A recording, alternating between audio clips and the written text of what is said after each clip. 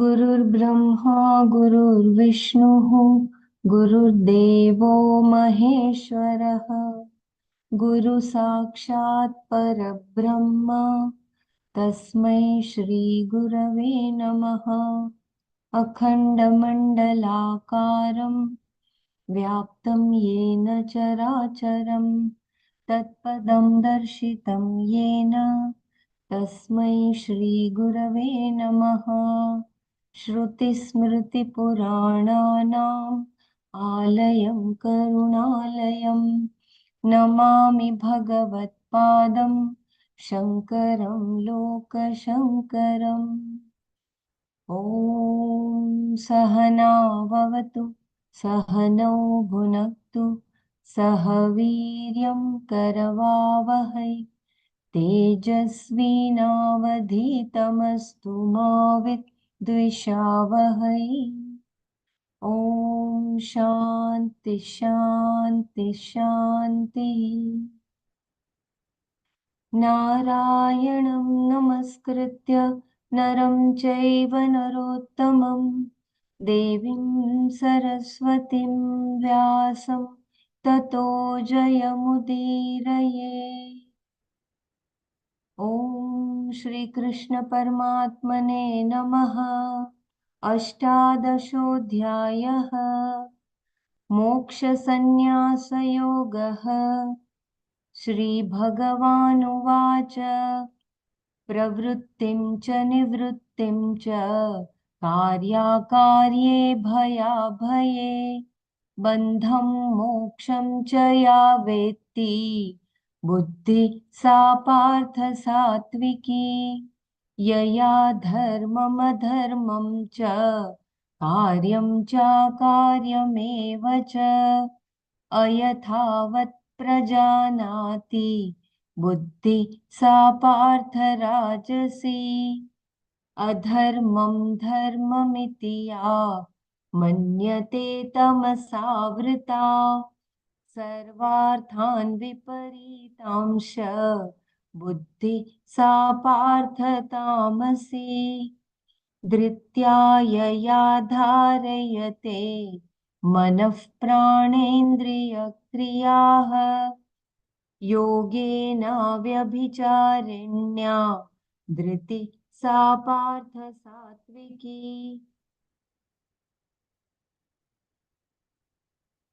योगे व्यभिचारिण्या यया तु धर्मकामार्थान् धृत्या धारयतेऽर्जुन प्रसंगेन फलाकांक्षी धृति सा पार्थ राजसी यया स्वप्नं भयं शोकं विषादं मदमेव च न विमुञ्चति दुर्मेधा धृति सा पार्थ तामसी सुखं त्विदानीं त्रिविधं शृणु मे भरतर्षभ अभ्यासाद्रमते यत्र दुःखान्तं च निगच्छति यत्तदग्रे विषमिव परिणामे मृतोपमं तत्सुखं सात्विकं प्रोक्तम्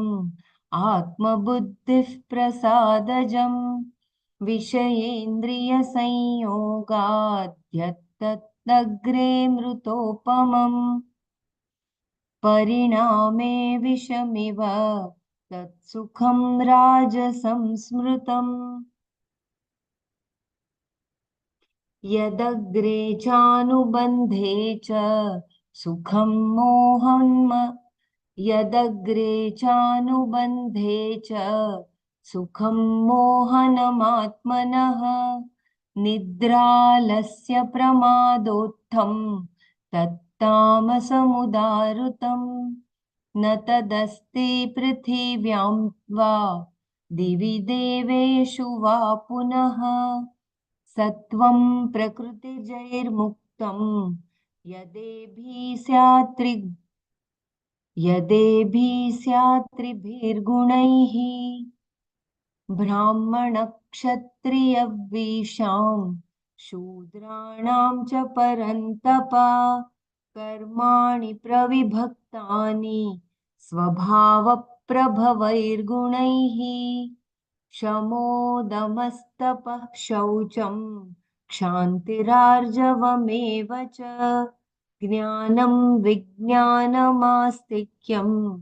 ब्रह्मकर्म स्वभावजम् शौर्यं तेजो धृतिर्दाक्ष्यम् शौर्यं तेजो धृतिर्दाक्ष्यं युद्धे चाप्यपलायनम् दानमीश्वरभावश्च क्षात्रं कर्म स्वभावजम् कृषिगौरक्ष्यवाणिज्यं वैश्यकर्म स्वभावजम् परिचर्यात्मकं कर्म शूद्रस्यापि स्वभावजम् स्वे स्वे कर्मण्यभिरतः संसिद्धिं लभते नरः स्वकर्मनिरतः सिद्धिं यथा विन्दति तच्छृणु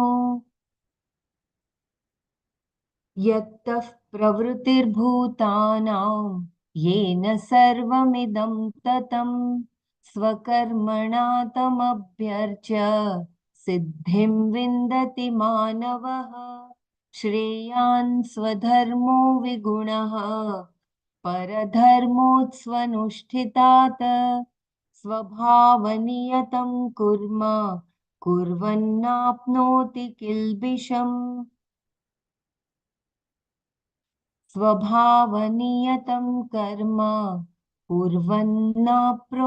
नाप्नोति किल्बिषम् सहजं कर्म कौन्तेय सदोषमपि न त्यजेत् सर्वारम्भा हि दोषेण धूमेनाग्निरिवावृताः असक्तबुद्धि सर्वत्र जितात्मा विगतस्पृहः नैष्कर्म्यसिद्धिं परमां सन्न्यासेनाधिगच्छति सिद्धिं प्राप्तो यथा ब्रह्म तथाप्नोति निबोध मे समासेनैव कौन्तेय निष्ठा ज्ञानस्य या परा ॐ तत्सत् सर्वं श्रीकृष्णार्पणमस्तु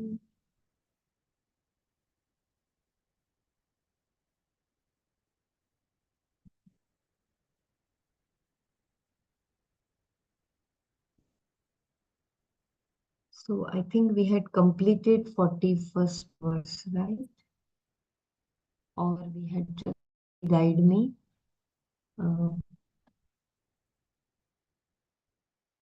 We completed verse 41. Can you scroll down? I can tell you then where we stopped. Yeah, I will scroll down.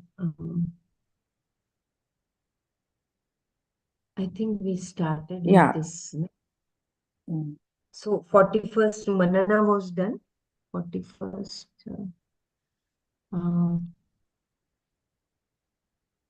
Prarabdha and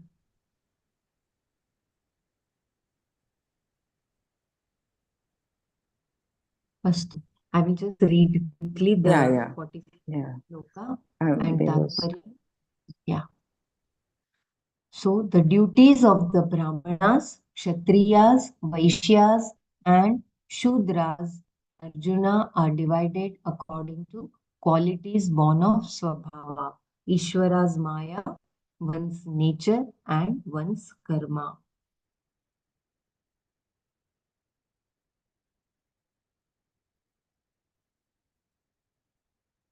I will just read quickly. Shankara gives yet another meaning for Swabhava, that is Prarabdha, where the problem all started. Why should one be born into a Brahmana family? There must be some karma standing in his account that determines exactly where he should be born, why he is born into a situation where he is going to be called upon to perform certain duties. In a duty-based system, duties exist and Prarabdha karma determines where you are born in that system. Unless you believe in karma, you cannot follow these things properly. If the system is not there, like in America, you do not have a problem of duty-based classification. You consider only guna. But where there is this system, prarabdha karma is applicable. Duties are defined and each one has to perform his duty. Lord Krishna has said earlier in the third chapter, Swadharme nidhanam shreyah paradharmo bhayavaha. Even it is better to die among one's own duty than being alive performing someone else's duties, because another's duty is fraught with fear. That was from chapter 3, verse 35. Yeah. If such a system is available, karma will be governing the birth of a child into a family where he has to fulfill certain duties to exhaust certain karmas. The gunas that manifest in the form of certain dispositions are because of svabhava, one's own previously gathered karma. Even where the system of Varnashrama Dharma is not operative, we can take it that one is born into a situation according to one's prarabdha karma. Whatever situation one is born into, one has to change to gain the disposition of a Brahmana. A person may be a Kshatriya by birth and by duty, but Rajas need not be predominant. He may be a soldier, but he may be a Brahmana in his disposition. That is what Krishna is saying here to Arjuna. Do your duty with a proper attitude, and you are a Brahmana. But by changing your duty, you do not become a Brahmana. Wherever you are and whatever you are doing is good enough to become a Brahmana. It is not a change of place or change of duty, but the change of attitude that changes a person. That is the whole contention, as we will see now. If a person has a predominance of sattva guna, what will his expression be? Krishna answers in the next verse. शमोदमस्तपः शौचं क्षान्तिरार्जवमेव च ज्ञानं विज्ञानमास्तिक्यं ब्रह्मकर्म स्वभावजम्. Shamaha, composure. Damaha, restraint. Tapas, religious discipline. Shaucham, inner and external cleanliness. Kshantihi, accommodation. Arjavam, evacha, and indeed straightforwardness. Jnanam, knowledge. Vijnanam, assimilated knowledge. Astikyam, accepting the veracity of the Vedas. Swabhavajam, born of nature. Brahma karma is the duty of Brahmana. Shamaha, damaha, tapas, shaucham, kshantihi, arjavam evacha, jnanam, vijnanam, astikyam, swabhavajam, Brahma karma. Composure, restraint, religious discipline, inner and external cleanliness, accommodation, and indeed straightforwardness, knowledge, assimilated knowledge, and accepting the veracity of the Vedas is collectively the duty born of nature of a Brahmana. The duties and disposition of a Brahmana. Notice that there is no particular karma involved in this description, only a disposition, guna. In the vision of the Shastra, everyone should become a Brahmana by quality. The Shastra's intent is not to define karmas, but to help a person grow. In its vision, as you will see, everybody should become a Brahmana in disposition by doing his or her own karma with a certain attitude. Later, Krishna will say that the one who just goes about happily doing what is to be done in his own situation becomes mature. Sve sve karmanyabhiratah samasiddhim labhate naraha. That is from the 45th shloka, which will come ahead. I'll just read.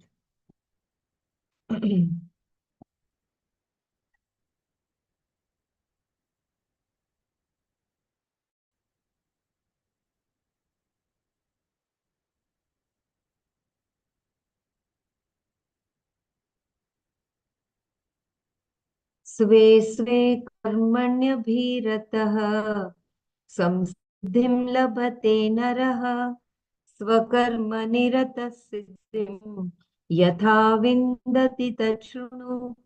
Devoted each to his own duty, man attains perfection. How engaged in his own duty, he attains perfection. Listen. Whatever karma is given to you by birth is good enough to make you mature, if that is what you want. If you want to make money or gain some power, you may have to change your situation to accomplish that. But if you want maturity, it is all available right where you are. You need not change your position or profession or your profession in order to mature. Because when your aim is maturity, the development is internal. The Shruti offers a method to achieve maturity, and that method, which is unfolded here, is universally effective. In personal growth, a given method may be effective for one person with a particular type of problem, but not for another. Here, however, we have something that is universally effective. Whatever you are called upon to do, you do. And you do it with a proper attitude, offering it to Ishvara for your antakarana shuddhi. This is Karma Yoga. And the one who practices this, the Karma Yogi, will mature because all his likes and dislikes, ragas, dveshas, will come under his control. And he will be a Brahmana by disposition. What are the things he has to pay attention to in order to accomplish that? Those are enumerated in this verse under the name Brahma Karma. Brahma Karma, Brahma Karma. In this verse, Brahma Karma means that which belongs to a Brahmana, that which makes one a Brahmana. It is what he has to cultivate as a Brahmana. And all these are born of his disposition. Swabhavaja. What are the things that constitute the disposition of Brahmana? The first is Shama, which, as we have seen before, means mastery over the ways of one's thinking. We have to make enough space between our thinking patterns and our own understanding so that we do not get easily carried away by any particular emotion or fancy. If one enjoys that space, he has Shama. It is important to understand that this is not elimination of a process of thinking, which is neither necessary nor possible. Thinking goes on, but if one does not identify with a line of thought and can choose to act upon it or not, he enjoys what we call Shama. When one practices and enjoys that quality, it becomes his own disposition, svabhava. Similarly, Dhamma, as we have seen, is exercising restraint with regard to impulses that need to be checked. And tapas, as was previously pointed out, is any religious discipline with reference to speaking, action, etc. Then cleanliness, shaucha, not only external but also internal, is to be practiced. Internal shaucha is neutralizing hatred and other painful emotions by bringing the opposite value or emotion to the mind. This is also to be practiced by Brahmana. These are things that have to be done every day. Just as the body has to be cleaned every day, similarly, the mind also has to be kept clean. You cannot take shaucha for granted. If there is hatred towards someone or something, you neutralize it by some kind of accommodation or understanding. Later, it can develop into love, friendliness, etc. But in the beginning, it is simple accommodation, understanding people as they are without wanting to change them or control them. Generally, we want the whole world to behave according to our own criteria. But if we really analyze those criteria, we find that we have to change ourselves first. Sometimes you may seem to be totally right, but then the other person is also right from the standpoint of his own disposition and background. He behaves the way he does because he cannot behave differently. If he could, he would. It is as simple as that. Even if you say he can behave differently, but he does not want to, well, his not wanting to behave differently is just another behavior pattern that is a product of his disposition and background. It is all included. You will find that if you let people be as they are, you can have peace. If you do not want peace, then worry about what others do. Arjava means an alignment between thought, word, and deed. All that you think need not be told, but what is told must be true to what you think. And what you do is exactly what you said you would. So that was about Shama, Dhamma, Tapas, and Arjavam. Didi, Shaucha can you also. please read the Yeah, last paragraph once more? yeah. Arjava means, you mean the from the cleanliness, Shaucha, or only Arjavam? Arjavam, Didi. Yeah. Arjava means an alignment between thought, word, and deed. All that you think need not be told, but what is told must be true to what you think. And what you do is exactly what you said you would. So, Arjava means you are exactly what is in your thought, in your action, and in your words. You are completely in alignment with what you speak, what you do, and what you think. There is no mask. There is no, like with some one person you are different, with another person you are different, or what you speak is different than what you think, and totally different what you do. There is no alignment. So that is what arjavam, when there is alignment between your thinking process, your words and your actions. That is Arjava. So can we have Manana, or you want me to read ahead? This was what we did yesterday. We had already done till here, I believe. This is very important. A little bit of Manana on this. Yes, yes. So everyone should become sattvika disposition or Brahmana. It is not by birth, but by action, by nature. And that how to become that sattvika, the roadmap is given by including Dhamma, Tapas, Arjavam in our daily life. It is not that one day we another day, no. No, it should become a part of our routine. And so beautifully it is clarified.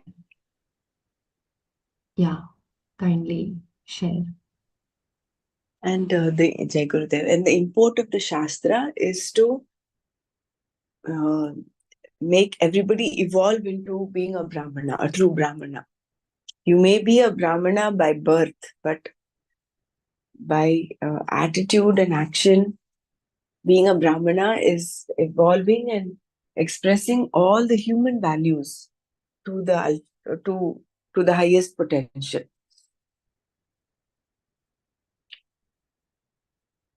Compassion, caring, sharing, being helpful, being friendly, and of course all this Kshama, Dhamma, Tapas, Shaucham.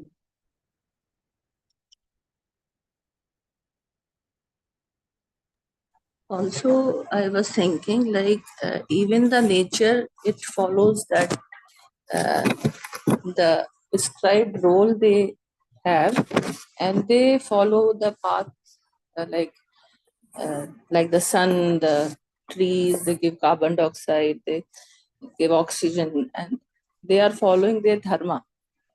And I was just thinking like how much evolved we are, but we are and having all that intellect, mind, everything, but how difficult it is for us to follow our dharma 100%. The nature follows its dharma, but we are unable to follow our dharma. Just a thought came. Yeah, so beautiful. That's why there is a Subhashitam. Paropakaraya phalanti vrikshaha, paropakaraya vahanti nadya. Even the river and everybody, I mean, without, and Nanaji also had so beautifully, they are all Suharun Mitra. They do their duties without expecting anything. And they it is their swabhava. So they are doing according to their swabhava, their duties. While our swabhava is to that the goal that we have to like merge with that higher consciousness, but we forget our goal.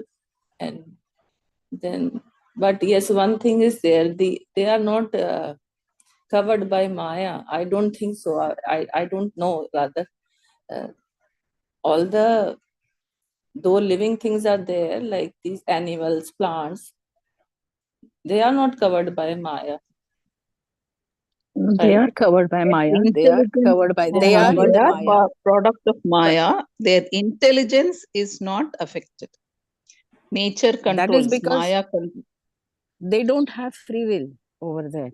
Yeah, we have correct. free will, and that's why we abuse that sometimes. And we also Or have use it. distortions of our, those 6 distortions are there, no? Gurudev says 6 distortions of love. Everything is love. He says even jealousy is love, anger is love, everything is love. We have the distortion of love also. They don't have that. Or maybe it is very minimum. No, they Like don't have jealous. any. No, they have jealousy. I remember Gurudev saying in one. Animals have, but not the Animals plants and have. all. Yeah. Not plants, yeah. Well, Plants even have plants, emotions. you'll be surprised. Plants have There is a emotions. huge, I think we heard like in mandala art, like yeah. Prabhakar Audi, he said that the plants, they talk, they connect. In fact, there are friendly plants and there are enemy plants. So we don't know. There's a whole science out there which is still to be uncovered. Plants feel. Plants. They. In fact, there is a beautiful book that he had suggested called "The Secret Life of Plants," in which the vibrations that the plant goes through changes when there is an flood coming up or when there is famine. They actually talk to each other, and there is a lot of nurturing quality also amongst the plants. There's a mother plant and then the baby plants, and how she preferentially passes all the food to her baby plants, not any other plant. So there's a whole lot there that we don't understand, but suffice it to say that human beings are the ones. Why is it said that the human birth is the most precious? Is because our free will can be expressed to the ultimate, to the maximum. See, plants have all of this, but they do not have the ability to move. They have certain limitations. They're actually very evolved.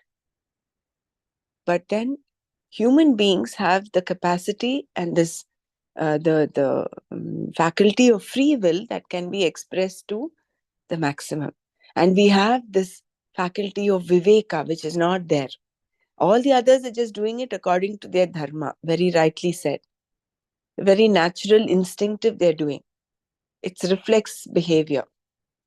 But higher than reflex behavior is where you can actually have a say on that. And that is the free will.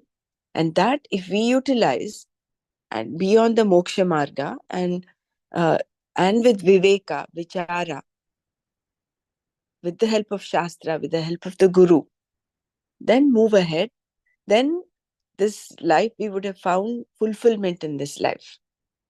Otherwise, we're no better. In fact, we are worse than animals.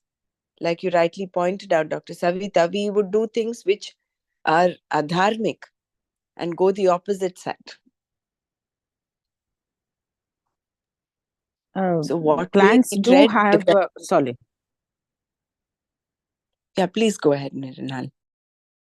No, please complete what you were saying. No, I'm done. I just wanted to say this. Yeah. Yeah, plants do have emotions, but what about the distortion part? They may not be having, no? Well, there are enemy plants. There are plants that aid one another's growth. So if you have a neem tree and a peepal tree, and these two trees are generally planted together, they are friendly trees. But there are some enemy trees apparently, where there is one tree and you plant the others. I don't know examples of this. They will not allow the other plant to grow. So how would you reinterpret this? Those creepers, no, So, that yeah, poison ivy and all so that. Yeah. so I think to a small extent they are exhibited even Yeah, among it could animals. be You see, they form their survival territory, right? instinct. Yeah, survival instinct. Whatever you name it, I don't know how we can uh, um, like for instance, see, when you look at it logically also, Brahmashraya Maya and Sattva Rajas Tamo Gunatmika Maya, and everything in creation is a mix of these three, Sattva Rajas Tamo Gunas, except that the proportion to which each is expressed, like in a stone, the amount of tamas is more than Sattva and Rajas. You will not be barely able to make out any Sattva Rajas there. But then there is movement. Everything in creation has that movement. There is, when you look at the cellular level, there is movement of molecules, there is movement of substrate. So that could be the Rajas element that is ingrained in all of creation. And then when coming to Sattva, then yes. So I think everything in creation has is a mix of this. The only difference is that of the free will, and this free will also is expressed in different ways, in different proportions. Like if you look at animals, they have a little bit of free, I wouldn't call it, I don't know whether we can call it free will, but they have their territory. Who tells them that they have to mark their territory? And it is routine, it is behavior across the animal kingdom. It is not like and their tendencies are different. Like you see the hyenas, they continue, how many ever hyenas are born, they will continue to do the same behavior. So it is like they are stamped for life, that with that genetic thing. You cannot have a hyena which does something which is different from what a hyena does. A vulture, for instance, will continue to eat on carcasses. It will not hunt by itself. So the vultures continue the same genetic thing. But with human beings, the one thing that is different in human beings is that we can evolve. Using the free will, we can transform our inner attitudes. From tamas, move on to rajas to sattva, and then go beyond even sattva. So that potential to evolve, develop, and attain moksha is there only with the human beings. With all other things in creation, they can do certain things to a certain extent, but not beyond that. Isn't it? Yeah. And maybe animals have a general swabhava or instincts. But if you have seen, if you have had pets, then you would make a distinction between one cat to another. They too have different characters. Some would be very aggressive, some would be very, human like. They would just behave like humans, or they would be more gentle. So they too are distinct in their characters. Could be, So because is see, it it's a play of because so many factors. We don't know what their previous lives were, right? Like, for instance, what's his name? Jadabharata, when he was reborn as a deer, he was moving around ashrams. He could have lived somewhere in the wild, but it was his vasanas that got him to live around ashrams, around sages, around rishis. So I think it is quite complex. It's a play and interplay of the vasanas, the prarabdha karma, which each one is born with. It applies even to animals. correct. No? Like we had a dog. She would, anytime I'm sitting in my puja room, I just start my puja. Wherever she was, she will come sit next to me. No one told her. I didn't tell her, come Mukha, come and sit next to me. She would do it. Yeah, So, even Lassie, when we would say let's meditate, she would just come and sit near the sofa where we would meditate.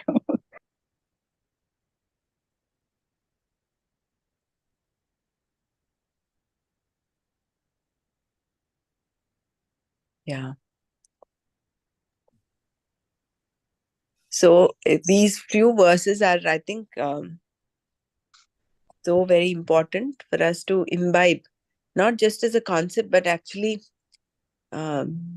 make them a part of our life. We have to buy at this.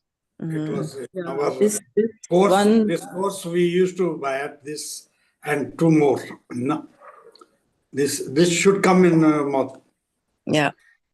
Always. And it starts with this Shama, like so beautifully it is written that you give space between your thoughts, like thinking patterns, and then you will understand, like to so that you are not carried away, and then the Dhamma helps you to restrain from those negative thoughts or sensual thoughts.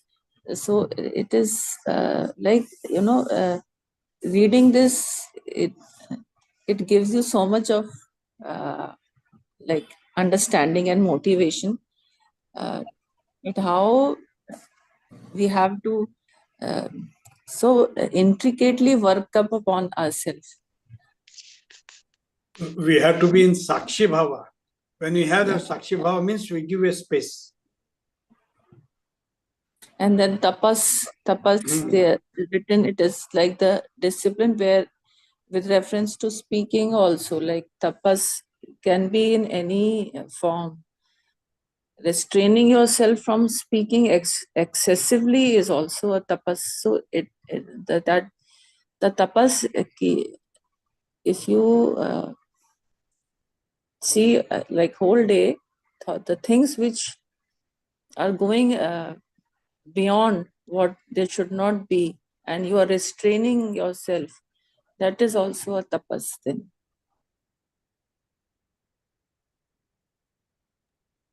Yeah, very beautiful point, Dr. Savita. Yes, it is also very, very important what we speak, when we speak, and how much we speak. Yeah. Shama, Dama, and these are so important. Like, yeah. I want to share an experience I had yesterday on this line. We read this yesterday, and in the afternoon, I had an experience to put it into practice. There is a lot going on here, and everybody wants to do their way. This is about Gurudev's visit. And even a poster about Gurudev's visit was causing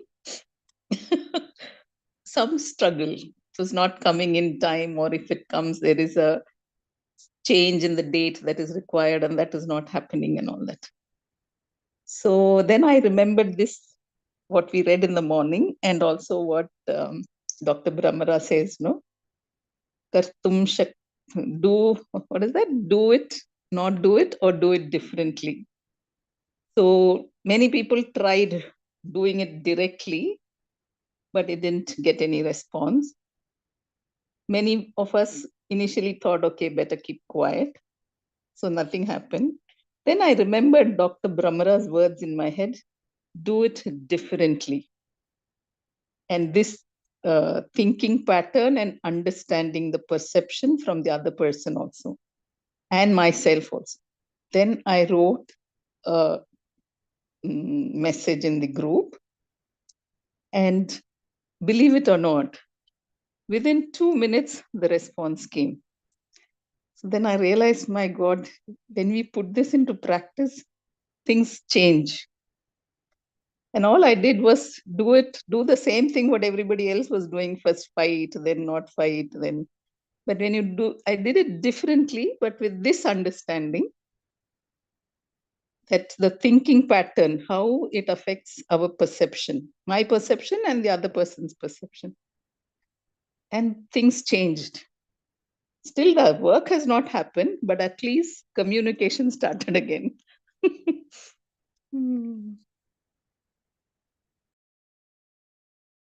Thank you. Very nice, beautiful sharing, Sumanji. I also wanted to share one small thing. Like we read, no, if there One is second. hate. Sorry, Dr. Savita. I think, Sumaji, the difference was because you were kind of grounded and centered. It was done out of awareness, apart from you doing it differently. Probably there was an element of, maybe, I may be wrong, feverishness in what everybody else was doing. But when it comes from that space of centeredness and grounded nature, whatever has to happen will happen. Yeah, please go ahead, Savita ji.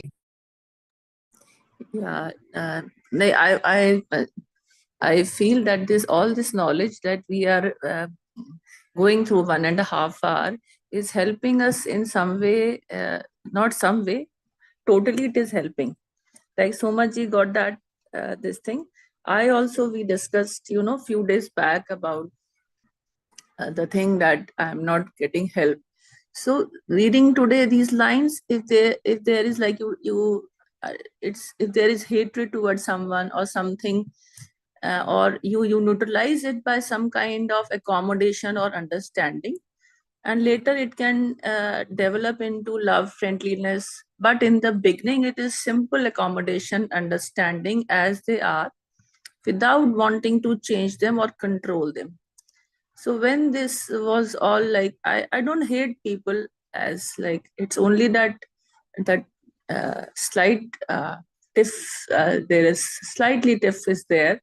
So what I then started doing, I started doing my work on time, irrespective whether anyone is doing or not.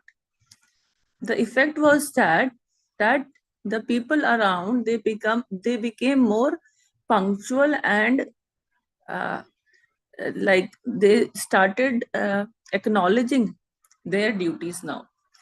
I was seeing 2 days back, the driver was cleaning the car from inside, and I then and that the boy who lives in our house, he used to get up at 8:30. Then he used to come, prepare tea.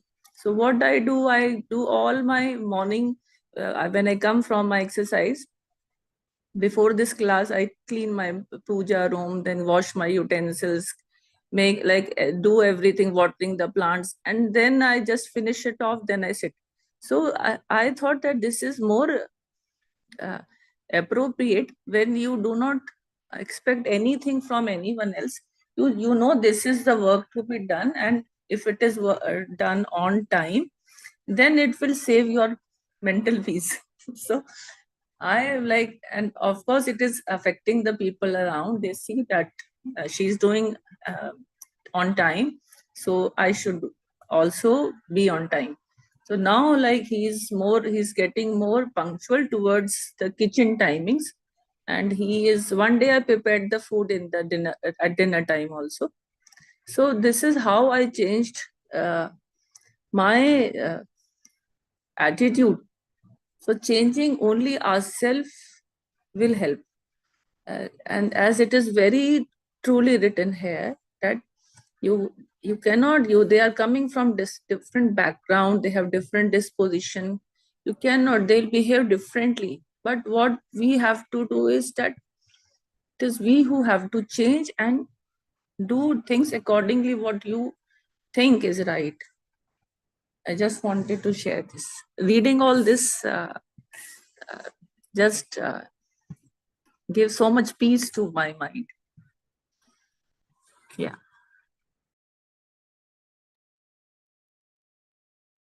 Very beautiful. You know, the whole of happiness program, I realize, and of course, Bhagavad Gita is laying out our, how our attitude should be. And if you realize all that, those 5 points in the happiness course is goading us to be karma yogis. When you accept people, situations as they are. I was also thinking of the same point. Prasada buddhi. You're taking it as prasada buddhi. And when you're doing things 100% out of full responsibility, you're doing it as Ishwararpanam. Because you're not worried, you're not feverish about the result. You're just doing things that have to be done. And what you've done is being 100%. And when one person is 100%, like we share in the course, it is so infectious that it will spread on to the others as well. They will also start. You don't need to say, do anything. You just do what you're doing with that attitude, and it will start creating a ripple of change, transformation amongst people around. So, which is why, see, I think sometime back we had some discussions about what about others, when will they evolve, things like that. So when we take responsibility, you see how your helpers changed. So you're creating, because of what you have done, it has created a change in his attitude as well. So I think ultimately it is being responsible, taking full responsibility and doing things in that aspect of karma yoga is the way forward. Not only will we evolve, we subtly will create that change amongst others around us who get involved, associate with us.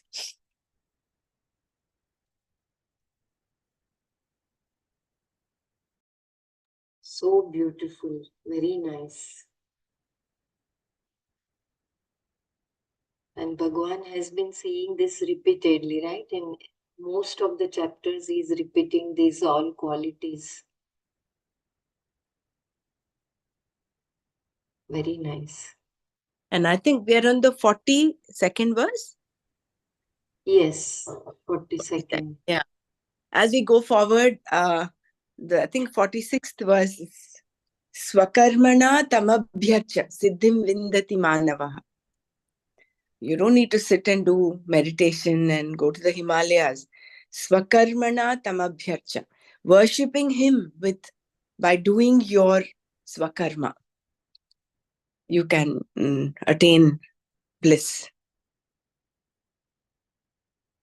Yeah, I think that will come a little further down.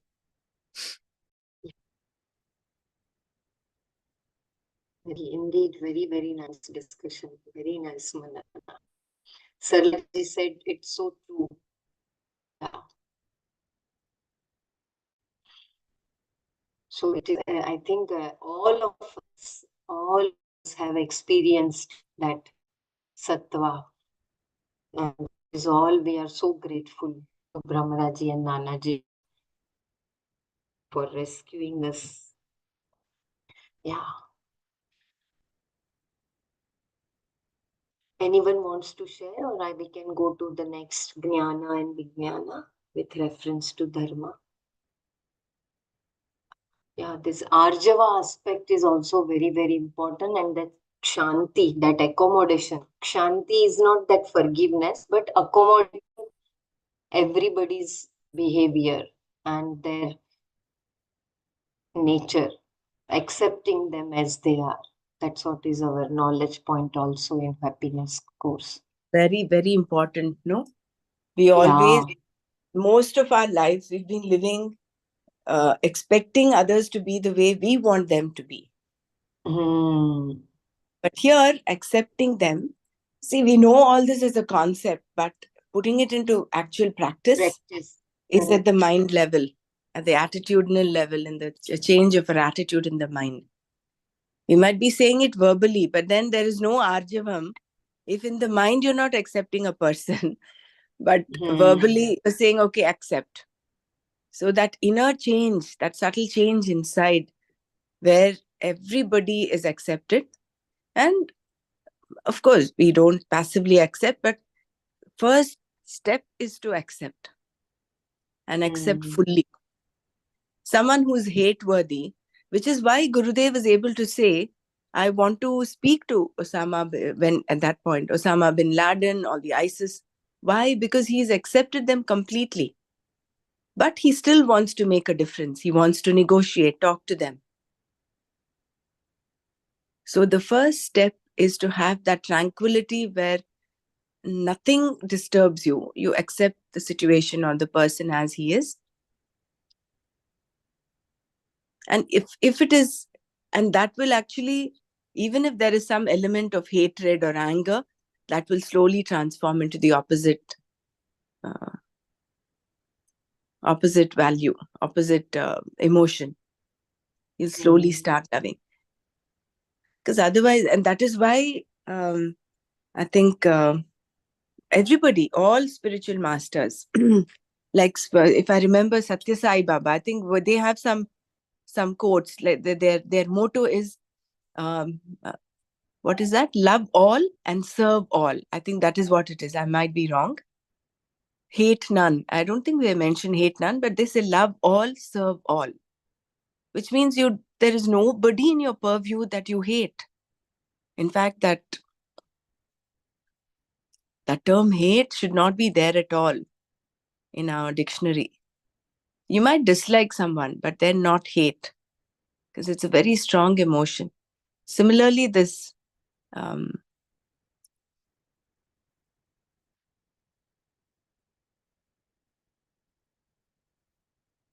accommodation. Yeah, Kshanti. Correct. Kshanti. Hmm. Very good. It reminds of Versiji's every time he also gives his own example. No, how that non-vegetarian guest, and when he went as guest, he accepted husband Yeah. who was Yeah. eating it so graciously, and then later on that person realized, and he also. I mean, it is so nice when you accept a person as he or she is. It is for our own peace of mind, and that accommodation is so very important, especially at a family level also.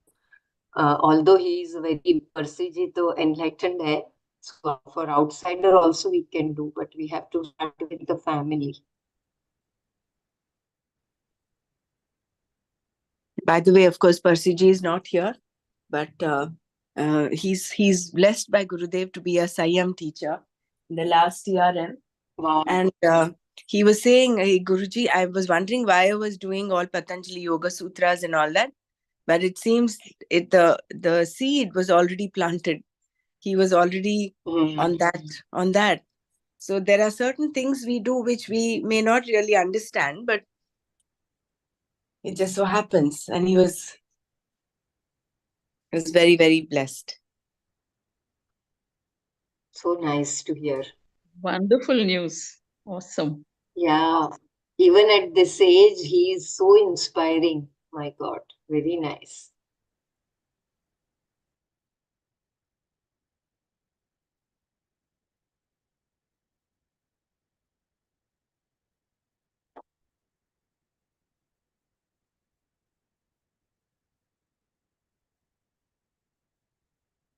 Yeah, so Shama, Dama, Tapas, Arjavam, and Kshanti. With those sattvic guna, we go ahead with Jnana and Vijnana with reference to Dharma. Jnana here is knowledge of what is right and wrong, which is derived from the Shastra. We all have knowledge of values, but mere Jnana is not enough. It should be assimilated knowledge, Vijnana. Any assimilated value is yourself, and being not separate from yourself, it does not cause any conflict. But mere knowledge of a value, if it is not assimilated, remains an ideal for others to follow and not for oneself. In terms of expectations of others' behavior, everybody is 100% ethical. That means everybody has jnana. But when it comes to my behavior, there is a problem. More often than not, it is due to lack of assimilation of a given value. Swamiji, say more often than not, because even if you assimilate the value, there can be a residual habit that is contradictory to the value.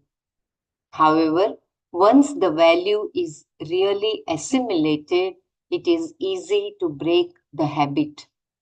If it is not assimilated, the knowledge, jnana, of the value creates conflict when my behavior contradicts that knowledge. Can you just repeat that, Bela? Yeah. And would you need someone to take over from you? Yeah, if it is after five minutes, yeah, I can. Yeah, Belaji, I'm ready anytime. Huh? Yeah. Maybe you can take over, Mrinalji, if you are comfortable, you can take over. Yeah. No, you can read until you can. Yeah. No. Okay. Dhanyavad. Jnana and Vijnana with reference to Dharma. Jnana here is knowledge of what is right and wrong, which is derived from the Shastra. We all have knowledge of values, But mere jnana is not enough. It should be assimilated knowledge, vijnana. Any assimilated value is yourself, and being not separate from yourself, it does not cause any conflict. But mere knowledge of a value, if it is not assimilated, remains an ideal for others to follow and not for oneself. In terms of expectations of others' behavior, everybody is 100% ethical. That means everybody has jnana. But when it comes to my behavior, there is a problem. More often than not, it is due to lack of assimilation of a given value. I, Swamiji, say more often than not because even if you assimilate the value, there can be a residual habit that is contradictory to the value. However, once the value is really assimilated, it is easy to break the habit. If it is not assimilated, the knowledge, jnana of the value creates conflict when my behavior contradicts that knowledge. Should I complete this and we can have Manana, or you want to have Manana about the jnana and I have a vijnana? doubt in this. I want to have a doubt in this. So he says when the knowledge is assimilated, it is easy to break a habit. Is that how it is? Yes, When it when is we know 100% the value assimilated. of value. Sorry. Okay. Yeah, if it is assimilated 100%, then there will be no conflict. But when it is not assimilated, then that residual habit will remain, and that will be contradictory to that value. Right? No, Mhm. when you correct, when you assimilate, having knowledge is like having a concept. Like, for example, accept people as they are is a concept, is knowledge. But unless we assimilate it and make it our own and follow it to the T, there will always be a contradiction in our mind, because this is what you think you should do, but you're not doing it. That trace of that habit of not accepting people is what is going to cause a contradiction in your mind, and that will cause a conflict, because what is knowledge is to accept, but what you're actually doing is not accepting. So that causes that disturbance, that imbalance in the mind. Or maybe And outwardly you would accept it, but that is what, that is inner conflict there, no? correct, Because correct. you are not assimilated. If you've assimilated it, it becomes you. It is your nature. Swabhava. Swabhava. Like how Gurudev, how does he accept everybody that comes to him? Everybody, whether he is a saint or a sinner, he looks at everyone with that same compassion. No, I liked the sentence that if it is a knowledge, it is for everyone and not for me. You see, when you assimilate, it is for me and then for others also. We know accepting the situation in these persons as they are, we know it. And we think it is for others, not for me. You see? So when you imbibe that knowledge, it becomes assimilation. Means you do manana and you act on it. It is for you that time. Otherwise, that knowledge becomes that it has to be followed by others. So you become arrogant and all that. So that sentence is very, very good there. So assimilation is for ourselves. Jai Guru. Yeah, so very nice. So is Like it like wisdom and Vijnana are similar? That with your Yeah, knowledge and Jnana, wisdom, Vijnana. Right. Jnana is yeah. this. Vijnana is assimilated knowledge. When it Mhm. becomes part of your nature, that becomes Vijnana. Mhm. Can we compare it with the theory and practical? Yeah, in a way, yes. There could be the off-quote an example is where the person is telling his son to tell the truth. Okay, so he has this value, he has the knowledge, jnana, that truth is important. It's a value. So he's telling his son, tell the truth. And then when the phone call comes, he tells them, whoever picks up says, tell them I'm not at home. So what does that mean? He has not assimilated that knowledge.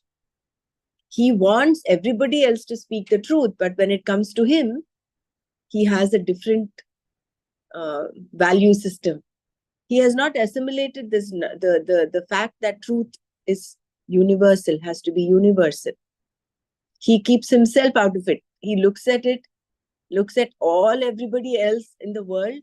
They all should speak the truth, but except him. But when you assimilate the knowledge, then he will be, that arjavam happens, the true arjavam is there. Otherwise, this conflict is always there. Not judging. You don't want others to judge you, but you go on judging them. Where is arjavam? Where is the assimilation? Labeling people. You don't want others to label you, but you go on labeling everyone. He is good, he is bad, he is kind, he is not kind. For what worth is that? No. So all of this is internalizing, and it's like a mirror. How much of this are we actually following? How much of these values that are we following? And I think Swamiji said something beautiful in the last sentence. It remains as a rasa, right? But how do we get out of that? If it is not assimilated,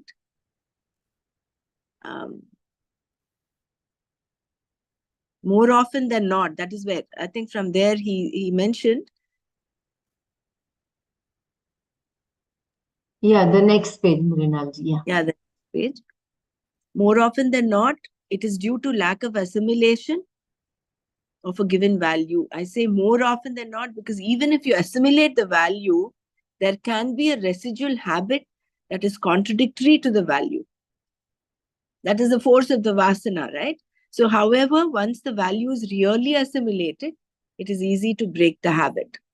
So, there comes vichara, viveka, and to a certain extent, shama, dhamma, all of that come in there for you to completely assimilate it. It is easy to break the habit. If it is not assimilated, the knowledge, jnana of the value creates conflict when my behavior contradicts that knowledge.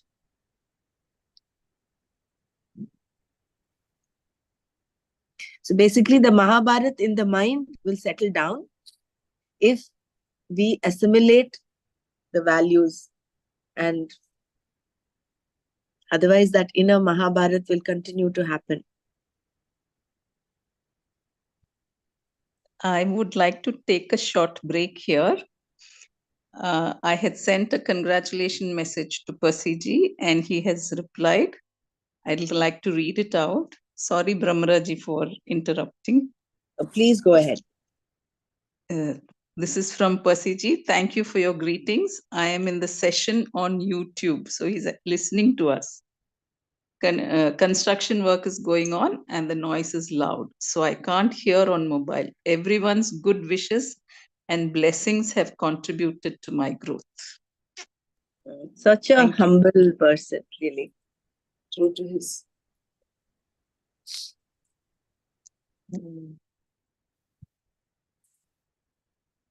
Thank you for sharing. So nice.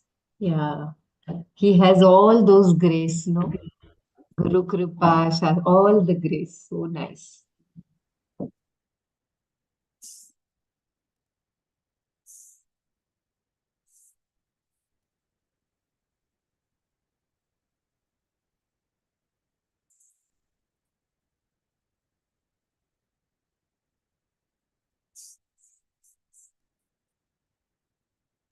Shall we Yeah, move on? please. Yeah.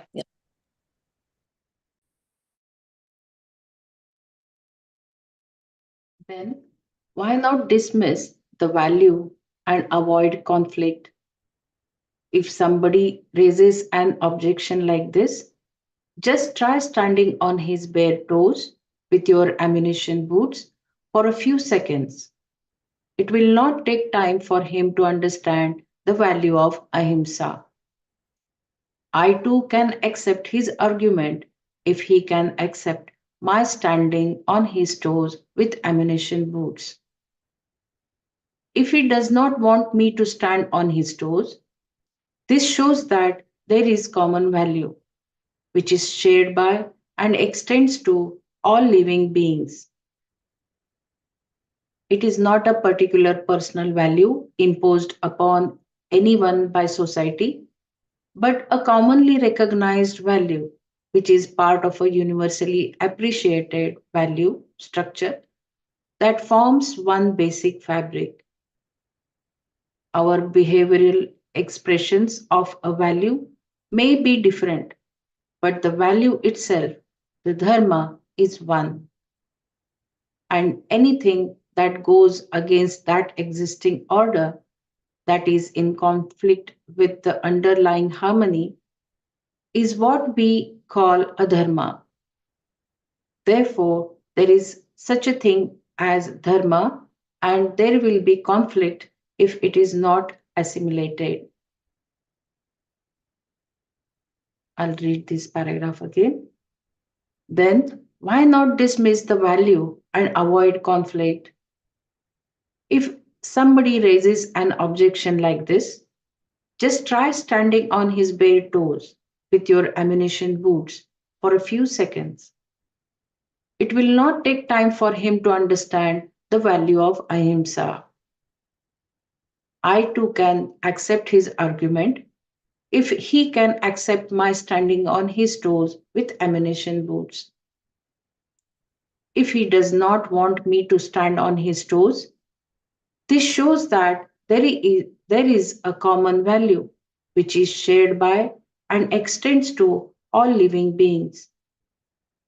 It is not a particular personal value imposed upon anyone by society, but a commonly recognized value, which is a part of universally appreciated value structure that forms one basic fabric.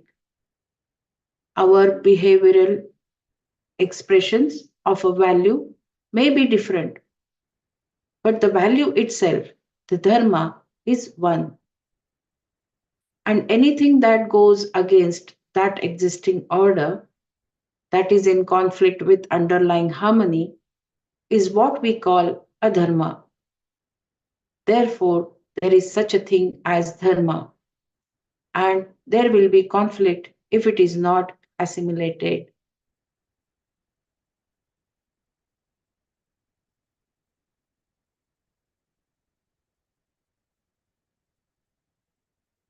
Anyone wants to share their thoughts?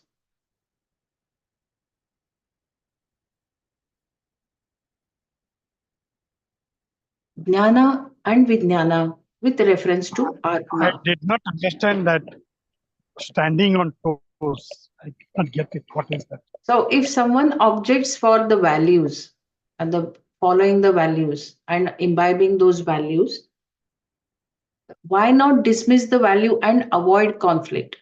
In the sense, if you don't follow the values, so what Swamiji is trying to say is, if I stand, if the person says ahimsa need not be followed, so he says, I will stand on his toes and for a few seconds, and he will understand the value of ahimsa.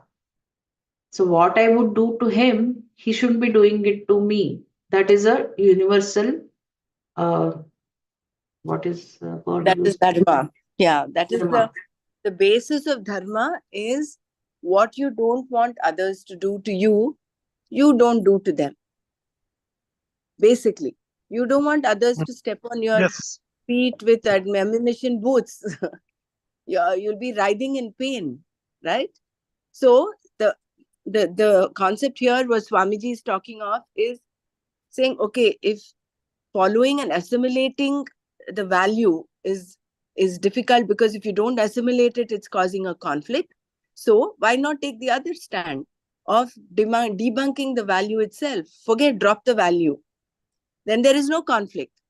That is a very passive way of looking at it, right?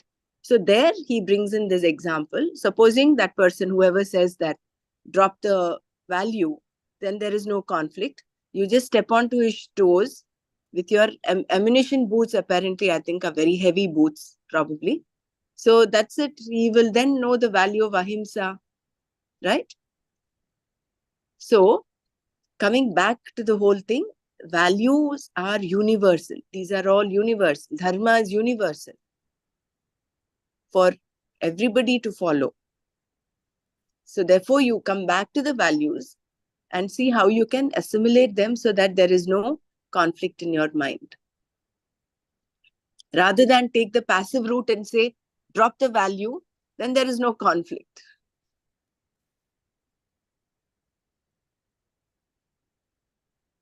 Okay, good.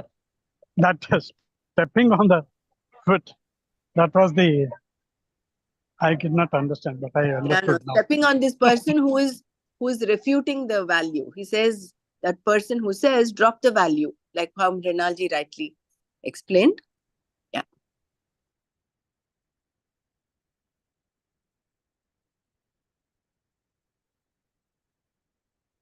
Jnana and Vijnana with reference to Atma. When there can be this difference of Jnana and Vijnana with reference to Dharma, what can we say when it comes to knowledge of Atma?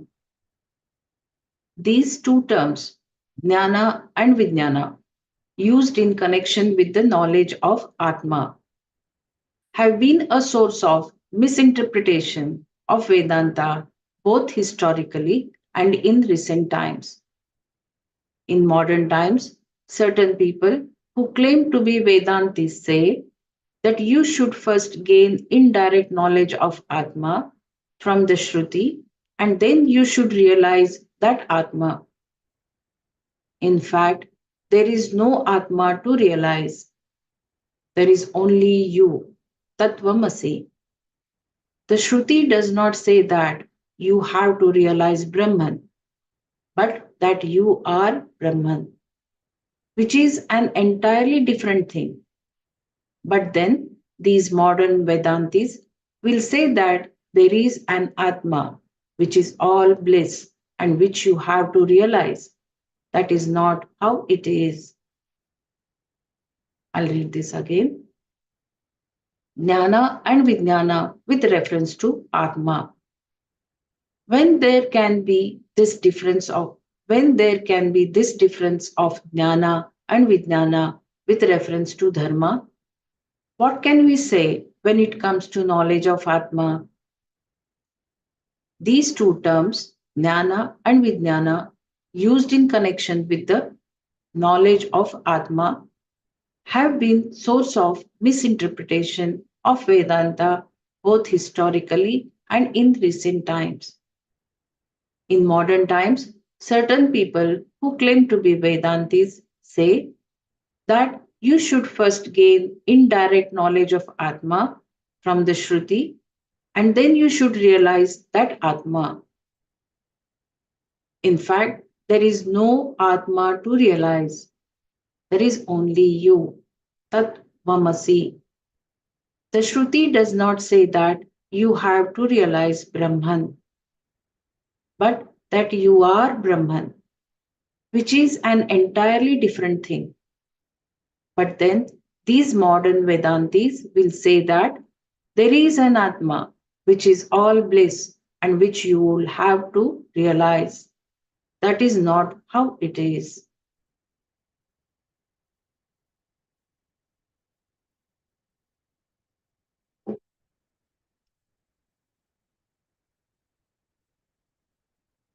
The Shruti says that there is a cause of creation called Brahman. And that Brahman is this Atma, the self-evident I. knowledge of that has to be immediate knowledge. It can never be indirect. Some people say that initially one gains an indirect knowledge in the form of understanding. There is an entity called Brahman, which is the cause of this world. They call this Paroksha Jnana. And they say later one has to realize that Brahman as oneself. This, they say, is the Aparoksha Jnana. But this is not very correct.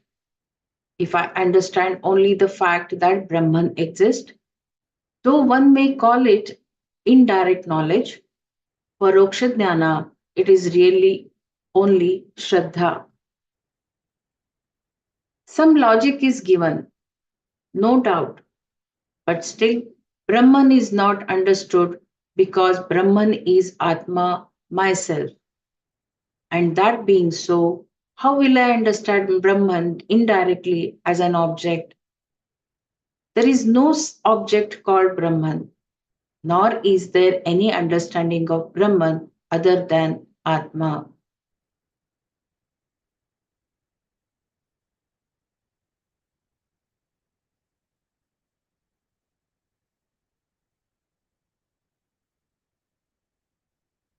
The Shruti says that there is a cause of creation called Brahman, and that Brahman is this Atma, the self evident I.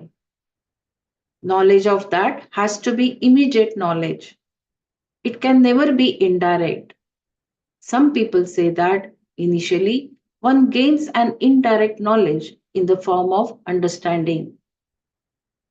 There is an entity called Brahman, which is the cause of this world. They call this Paroksha Jnana. And they say later one has to realize that Brahman as oneself. This, they say, is the Aparoksha Jnana. But this is not very correct. If I understand only the fact that Brahman exists, though one may call it indirect knowledge, Paroksha Jnana, it is really only Shraddha. Some logic is given, no doubt, but still Brahman is not understood because Brahman is Atma, myself. And that being so, how will I understand Brahman indirectly as an object? There is no object called Brahman, nor is there any understanding of Brahman other than Atma.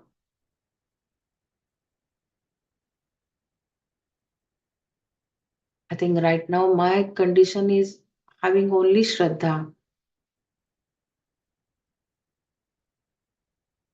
Because indirectly, how many times someone tells me you are Brahman, still that Aparoksha Jnana is not there. So it's only the Shraddha I have. Yeah, it is the same with everyone, Mrinal, right now. Indirect. Yeah, everyone. Everyone, whoever is not yet, realized. So that Shraddha, and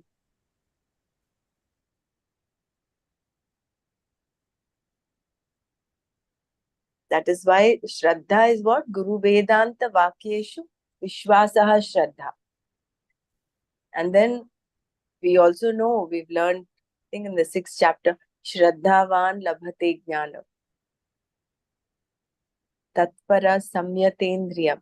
So this Shraddha is such an important aspect, which is what is lacking between an atheist and a theist, between an ethical person and a karma yogi or a mumukshu. Shraddha is the connecting link there. None of us will be sitting where we are right now doing what we're doing if we did not have the Shraddha.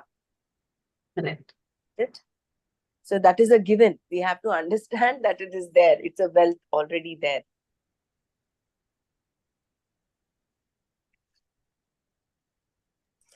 And to convert into Aparoksha Jnana, We read in Brahma that Bhaj Govindam, and that the example of the wasp, no?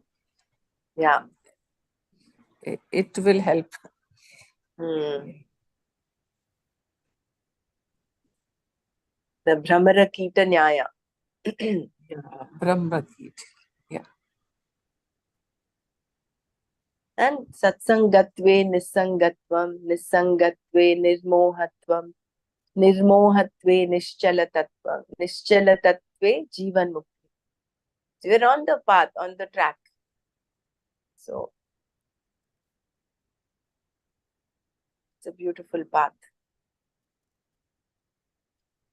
Which is true, no? What Swamiji said is so true. We think, at least I'm looking at it that way, is Brahman we see as something apart from us, as an object to be gained, something to be realized, something to achieve or attain, but not realizing that you are that Tattvamasi, that import of Tattvamasi is there only as a verbal utterance, but it is not kind of assimilates, it's not become part of you, Tattvamasi. When Tattvamasi is assimilated properly, then that Aham Brahmasmi comes out automatically. And that is coming out of complete understanding and realization, assimilation. That is the state of Aparokshanubhuti. Otherwise, it still remains as a concept. We'll go on saying Brahmashraya Maya and, going around there. Which is not wrong. I'm not saying, I'm not devaluating that, but the goal is to realize that there is no difference. There is only one.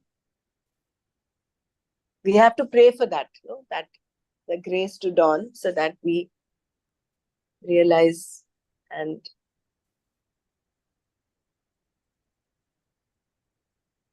that jnana becomes vijnana. For that, we have a lot of cleansing to do, a lot of cleaning work to do. Therefore, karma yoga. Without doing this, if you're only impatient to get there, it wouldn't work. So we must have infinite patience. Yeah, we need to have infinite patience, not drop the feverishness, the jwara. Oh, will I get it in this life? Will I get it now? We should drop that feverishness and with that simple faith, move forward. Knowing that we'll be taken care of, which Gurudev has been saying. Once you're on the bus, drop your baggage. You will reach the destination. You're on the bus. You will, no doubt about it.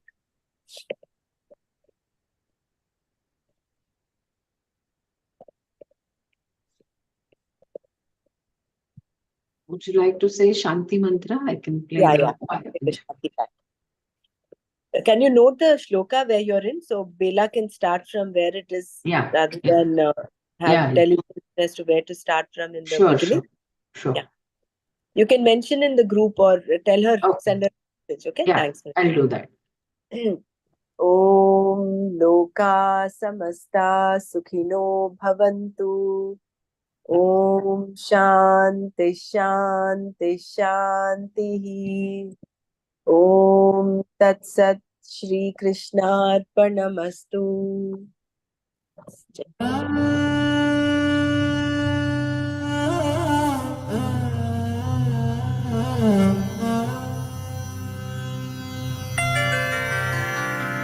Nirupam नित्य निरंशकेऽप्य खण्डे मयि चिति सर्वविकल्पनादिशून्ये घटयति जगदीश जीवभेदम् त्वघटित घटना पटीयसी माया त्वघटित घटना पटीयसी माया श्रुतिशतनिगमान्तशोधकानपि अहह धनादिनिदर्शनेन सद्यः खलु विदूषयति चतुष्पदाद्य भिन्ना न घटितघटना पडीयसी माया सुखचिदखण्डविबोधमद्वितीयम् वियदनलादिविनिर्मित्ते नियोज्य भ्रमयति भवसागरे नितान्तम् त्वघटितघटना पटीयसी माया अपगतगुणवर्णजातिभेदे सुखचितिविप्रविडार्यहङ्कृतिं च स्फुटयति सुतदारकेहमोहम् त्वघटितघटना पटीयसी माया विधिहरिहरविभेदमप्यखण्डे बत विरचय्य बुधानपि प्रकामम् भ्रमयति हरिहरविभेदभावान् घटितघटना पटीयसी माया त्वघटितघटना पटीयसी माया